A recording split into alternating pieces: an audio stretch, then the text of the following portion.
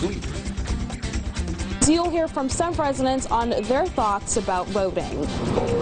And as the weather warms up, many are heading outside after months of self-isolation, but states are struggling with how to safely reopen. Hear from one organist about how he's making Sundays at First Presbyterian Church special. In high definition from your news leader, this is Jet 24 Action News at 11.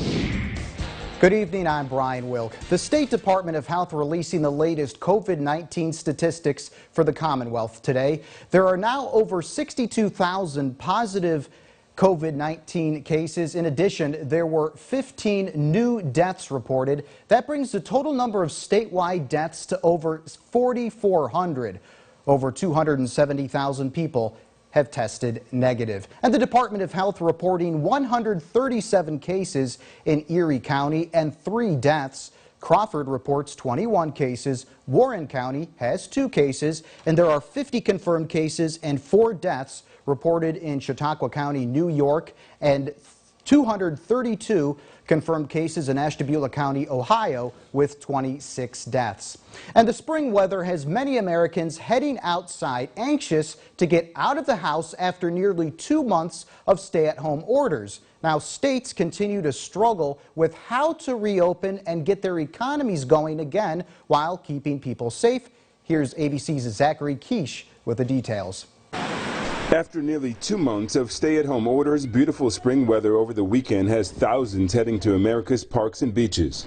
As of Monday, 49 states will have begun to reopen, Connecticut the only exception. It's been rough, but we've been, going by the guidelines and not going out, trying to stay home. Former President Barack Obama criticizing the Trump administration's handling of the pandemic. More than anything, this pandemic has finally torn back the curtain on the idea that so many of the folks in charge know what they're doing. President Trump responding. Look, he was an incompetent president. That's all I can say. Grossly incompetent. States are now dealing with how to reopen safely as the coronavirus continues to devastate the nation's economy. The restaurant industry has been particularly hit hard. An analysis of 20,000 restaurants from dining website OpenTable claiming 1 in 4 restaurants will shut down permanently following the pandemic. Texas, which began to reopen just over 2 weeks ago, saw its highest one-day increase in new cases on Saturday. 700 of them just in Amarillo, mainly tied to meat packing plants. Governor Greg Abbott now bolstering a task force sent to the area. New York's governor opening portions of his state, but hard-hit New York City and the surrounding areas remain under stay-at-home orders. We just want to make sure we never go back to where we were.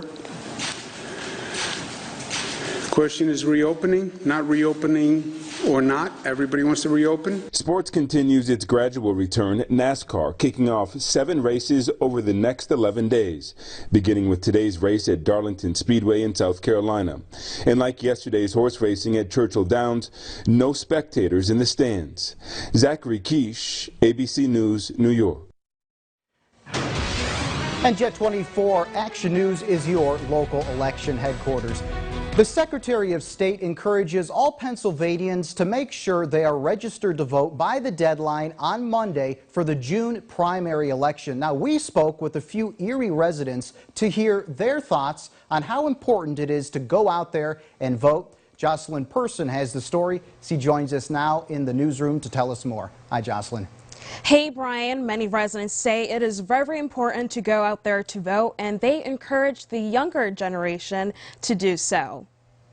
I really just think that it's important for our young people, too, to get out and vote.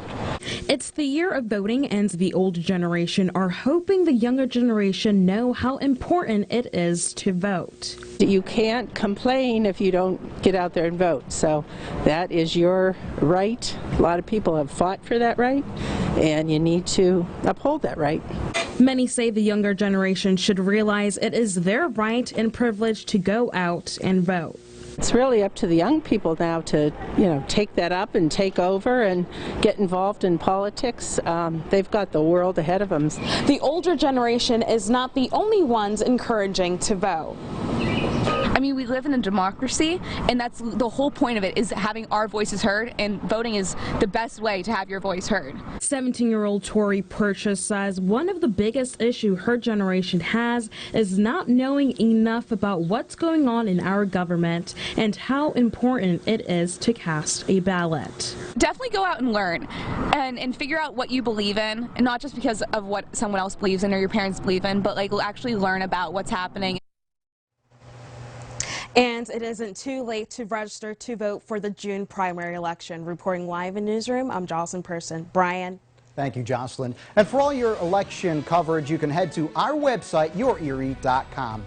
Well, some tense moments in Wilkes-Barre today as police and the bomb squad were called into a standoff. Reporter Andy Mahalchik has our story. It actually made me hesitate before I got out of the car. I wanted to see what this guy was up to. My instincts were correct. Martin Shanahan was parked in front of the Turkey Hill store on North Washington Street in Wilkes-Barre just after noon on Sunday. He was about to go in and buy a pack of cigarettes when the drama unfolded before his eyes. Basically, I took the store hostage. Came from the side of the building, dressed in a very weird getup. Looked like he had armor on his forearms. He shut the door, aggressively locked it, and just took the store over from that point until cops showed up shortly after. The initial call was that it was an armed robbery and hostages. The suspect was in the Turkey Hill with hostages. Wilkes-Barre City Police and state troopers surrounded the store. They sealed off a 3-block area. We negotiated the fact that the hostages could be released, and then we continued to negotiate with him until he turned himself in. The hostages, at least 3 Turkey Hill employees, came out the front door. About an hour later, Trzeski surrendered. But the drama wasn't over yet. He made the claim that he had a bomb, and that's why we have the bomb squad coming to clear the Turkey Hill. The Scranton bomb squad used a robot to enter that store 3 times. It removed 2 backpacks and a floor mat. Officers later dragged a trash can from inside the store. There was no bomb found inside the backpacks or anywhere in the building. Well, rescue crews are still searching for the body of a Meadville man that fell into the Slippery Rock Creek. Now, on May 2nd, 38-year-old Jeffrey Hanby II was hiking at McConnell's Mills State Park when he fell into the creek. Now, according to the Meadville Tribune, crews were out Saturday continuing their search, but did not have any luck. And 2 people are in the hospital after a wreck this afternoon. This happened at the intersection of West 38th and Cherry Street, involving an SUV and a truck. Now, according to police, rescue crews had to remove the female driver of the SUV using the jaws of life. She was taken to an area hospital with unknown injuries. Her passengers suffered minor injuries, and the driver of the truck was fine. And Jet 24 continues to honor high school seniors in the class of 2020 by giving those at the top of their class a chance to shine. So, we're inviting the 2020 high school valedictorians to present their speeches to the world on yourerie.com. It's something new we're calling virtual valedictorians. You can upload your speech now on the contest page of our website.